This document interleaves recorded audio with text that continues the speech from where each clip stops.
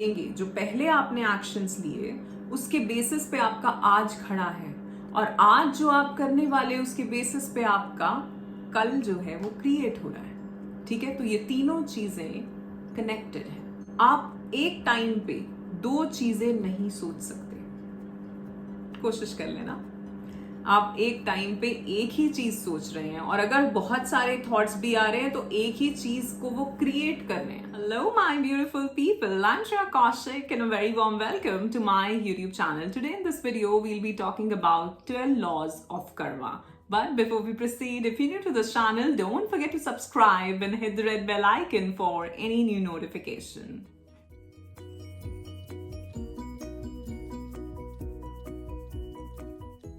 First of all, I'd like to thank you all for all the love and support that you all are showering on this channel. I am so very grateful and thankful to all of you, and my unconditional love is always and always flowing towards all of you. So bless you all. Thank you so much. One more thing, I also take one-to-one live coaching sessions. So अगर आप life में कहीं stuck हैं, कुछ बात करना चाहते हैं, डिस्कस करना चाहते हैं, then you can contact me. मेरा contact information आपको नीचे डिस्क्रिप्शन बॉक्स में मिल जाएगा। So first law, it is called the great law, जिसको हम हमेशा ही ये बोलते हैं कि ये कार्मिकली ऐसा हो रहा है। दैट मीन्स कि आप यूनिवर्स में, आप अपनी लाइफ में जो भी चीज देते हो, आप यूनिवर्स में जो चीज देते हो वो चीज लौट के जरूर आपके पास वापस आती है। ठीक है, एंड 1000 टाइम्स वापस आती है। पहला point. Next is law of creation. Life अपने आप नहीं होती, लाइफ में जो भी चीजें हो रही हैं वो अपने आप नहीं होती, हमें उसको क्रिएट करना पड़ता है, और क्रिएट करने के लिए हमें उसके अंदर अपने thoughts and emotions and energy डालनी पड़ती है, तब वो चीज आपके लिए होती है। Next is law of humility. सबसे पहले किसी भी चीज को चेंज करने के लिए हमें उसे एक्सेप्ट करना जरूरी है। जब तक हम उसे एक्सेप्ट नहीं करेंगे कि अच्छा ये चीज ऐसे है, अब क्या कर सकते हैं। ठीक है, एक तो है कि हम उसके लिए क्रिप करते रहें, और एक है कि हम उसको एक्सेप्ट करें कि अच्छा ये चीज ऐसी है, अब इसको मुझे चेंज करना है, तो उसके लिए मैं क्या कर सकता हूं। तो first is acceptance. Next is law of growth. जब हम खुद को चेंज करते हैं, ग्रोथ कहां से आती है?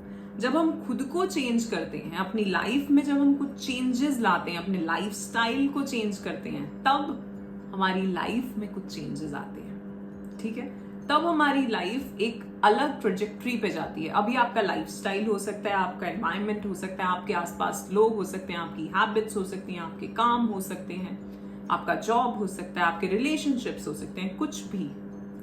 सो लाइफ में एक उस ग्रोथ के लिए, या तो आपकी लाइफ एक ही जैसे चलते आ रही है, ठीक है, और आप सोच रहे हो कुछ नया तो हो नहीं रहा है, कुछ अच्छा तो हो नहीं रहा है, उसके लिए कहीं ना कहीं कुछ चेंज आपको पहले लाना होगा, और वो जो एनर्जी यहां चेंज होगी वो वहां किसी और चीज को भी चेंज करेगी। जो मैंने पहले भी समझाया आपको कि यहां थोड़ा सा स्क्रू ठीक करोगे तो दूसरी तरफ अपने आप वो मशीनरी में चीज अपने आप ठीक हो जाएगी। ठीक है, तो ये फ्लो जो है ये अलग तरीके से चलेगा इस बार। Next is law of responsibility. जो भी कुछ हमारी लाइफ में हो रहा है वो हम ही ने क्रिएट किया है, अपने थॉट्स से, अपने इमोशंस से, अपनी वाइब्रेशनल फ्रीक्वेंसी से। So we must take this 100% responsibility in our life कि जो कुछ भी मेरी लाइफ में हो रहा है वो मैंने ही क्रिएट किया है अपने कर्मों से, और आगे भी जो कुछ होगा वो मैं ही क्रिएट करूंगा या करूंगी। तो आज का मेरा, जो हमने बात करी थी फ्री विल की, ठीक है, यहां पे फ्री विल है फिर कि अगर आप आज अपने कल को चेंज करना चाहते हो तो आज में एक्शन लो। ऑलराइट, बट उसके लिए पहले रिस्पॉन्सिबिलिटी ये लेनी जरूरी है कि जो कुछ भी हो रहा है वो मेरी वजह से हो रहा है। तो कुछ अच्छा भी होगा तो भी मेरी वजह से होगा, कुछ बुरा भी होगा तो भी मेरी वजह से होगा। Alright, next is law of connection. So आपका पास्ट, आपका प्रेजेंट और आपका फ्यूचर इसी तरह कनेक्टेड है। जो हमने बात करी पीछे लॉ ऑफ रिस्पॉन्सिबिलिटी की, कि जो आप एक्शंस लेंगे, जो पहले आपने एक्शंस लिए उसके बेसिस पे आपका आज खड़ा है, और आज जो आप करने वाले उसके बेसिस पे आपका कल जो है वो क्रिएट हो रहा है। ठीक है, तो ये तीनों चीजें connected. Next is law of focus. आप एक टाइम पे दो चीजें नहीं सोच सकते। कोशिश कर लेना, आप एक टाइम पे एक ही चीज सोच रहे हैं, और अगर बहुत सारे थॉट्स भी आ रहे हैं तो एक ही चीज को वो क्रिएट कर रहे हैं। वो थॉट्स कुछ ना कुछ ऐसी इंटेंशन डाल रहे हैं यूनिवर्स में कि अच्छा ये इसको इस हिसाब से चाहता है, ये इस चीज पे इस हिसाब से रिएक्ट करता है, इसके ये रिस्पॉन्सेज हैं, इसकी चॉइसेस ये हैं, तो मैं इसको ये चीज इस सिचुएशन में इस तरह से दूंगा। ठीक है, तो अपना फोकस, अगर आप ये बात मैंने पहले भी करी है कि अगर आप कोई चीज अच्छी अपने लिए क्रिएट करना चाहते हैं तो उसमें एनर्जी झोंक दो, सिर्फ उसमें। वो कोई रिलेशनशिप हो, वो आपका काम हो, वो आपकी हेल्थ हो, कुछ भी हो, आपका पैशन हो, आपकी एनर्जी एक तरफ फोकस्ड होनी चाहिए, तभी वो चीज अच्छे से ग्रो करेगी, अच्छे से कुछ उसमें बनेगा। Alright, next is law of here and now. वही बात हो गई फोकस वाली कि आप अगर आज यहाँ हैं और अगर आप पीछे के बारे में सोच रहे हैं तो आप यहाँ नहीं हैं।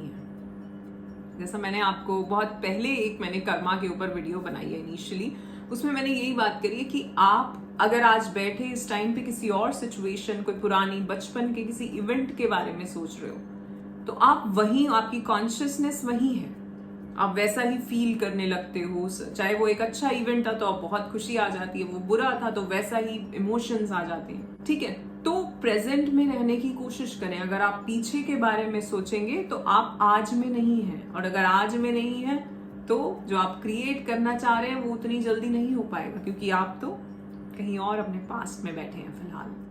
Now next is law of change. जैसा कि हम बोलते हैं कि हिस्ट्री रिपीट्स इटसेल्फ। सो अगर आप जो भी कुछ आपकी लाइफ में हुआ, अगर आपने उससे कुछ सीखा नहीं और उससे वो लेसन लेके कुछ चेंज नहीं किया अपनी लाइफ में, दूसरे एक्शंस नहीं लिए, तो वो चीज, वो पैटर्न बार बार रिपीट होता रहेगा। ठीक है, बट इन पैटर्न्स को समझना, इसकी बात मैं बहुत कर चुकी हूँ कि इन पैटर्न्स को समझना बहुत जरूरी है कि क्या चीज है जो मेरी लाइफ में बार बार रिपीट हो रही है, क्यों रिपीट हो रही है, कौन से वो ट्रिगर्स हैं, क्या वो लेसन्स हैं जो मैं समझ नहीं पा रहा हूँ या जो मैं सीख नहीं पा रहा हूँ और उससे मैं बाहर नहीं आ पा रहा हूँ, कौन सी वो कार्मिक साइकिल, यहाँ हम लॉ ऑफ कर्मास की बात कर रहे हैं। ठीक है, तो कौन सी वो मेरी कार्मिक साइकिल है जिससे मैं निकल नहीं पा रहा हूँ। सो जब तक वहां से सीखोगे नहीं, उस लेसन को लर्न नहीं करोगे, तब तक ये चीज रिपीट होती रहेगी। Next is law of patience and reward. So ये भी एक लॉ ऑफ कर्मा का एक पॉइंट है कि जब यूनिवर्स देखता है कि हाँ, इस इंसान ने बहुत पेशेंस दिखा ली है, बहुत परसिस्टेंस से ये काम कर रहा है, बहुत कंसिस्टेंटली कुछ चीजों पे काम कर रहा है, तो इवेंचुअली आपको अपनी लाइफ में उसका रिवॉर्ड जरूर मिलता है। तो अगर आप कुछ अच्छा कर रहे हैं, ठीक है, आप अच्छे से अपना जीवन जी रहे हैं, कुछ अच्छे काम कर रहे हैं, कुछ जो भी आपको लगता है कि हाँ ये मेरा कर्म है, आप कर्म योगी बने हुए हैं, ठीक है, अपना काम करते रहिए। यूनिवर्स आपको उसका जो रिवॉर्ड है कार्मिकली, जब वो साइकिल पूरा होगा, वो जरूर देगा। Alright, because this is the law of Karma. Alright, so that's it for today. यहाँ पे हमने कुछ बात करी कुछ लॉ ऑफ कर्मास की, क्योंकि इस चैनल पे हम बहुत ज्यादा कार्मिक साइकिल, स्पिरिचुअल अवेकनिंग, इन सब चीजों के बारे में बात करते हैं, तो मुझे लगा ये कुछ चीजें भी और हम यहाँ डिस्कस कर सकते हैं।